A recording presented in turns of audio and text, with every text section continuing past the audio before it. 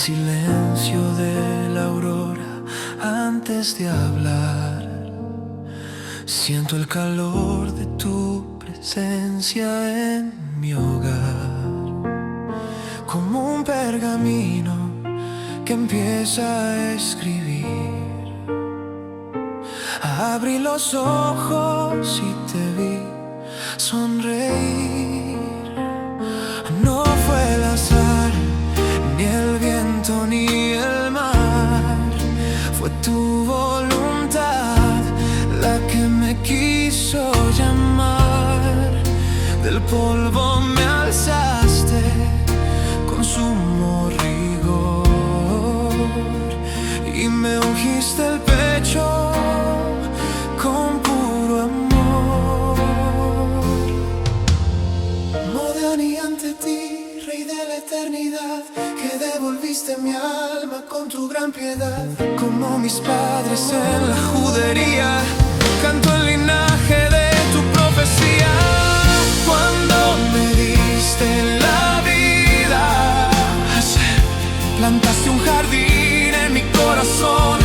Me diste el Shabbat, la luz y el bien, y el fuego sagrado de la tradición de Sefarad. Traigo el eco en la voz de Jerusalén, la fe en mi piel. Cuando me diste la vida, mi Dios, escribiste mi nombre en Israel.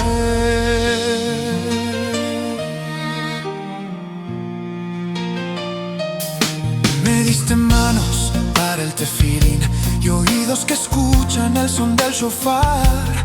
Me diste un pueblo, un camino sin fin y leyes de oro para caminar.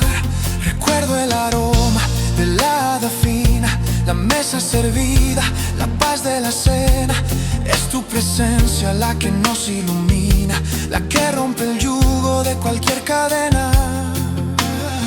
Bendito el vientre que me resguardó bajo el palio de leyes y de santidad. La cadena de siglos nunca se rompió, pues tu Torah es la única verdad. Beshem Hashem Elokei Yisrael. Cuando me diste la vida, Hashem, plantaste un jardín en mi corazón. Me diste el Shabbat, la luz y el bien, y el fuego sagrado de la tradición de Sefarad. Traigo el eco en la voz de Jerusalén, la fe en mi piel. Cuando me diste la vida, mi Dios, escribiste mi nombre en Israel.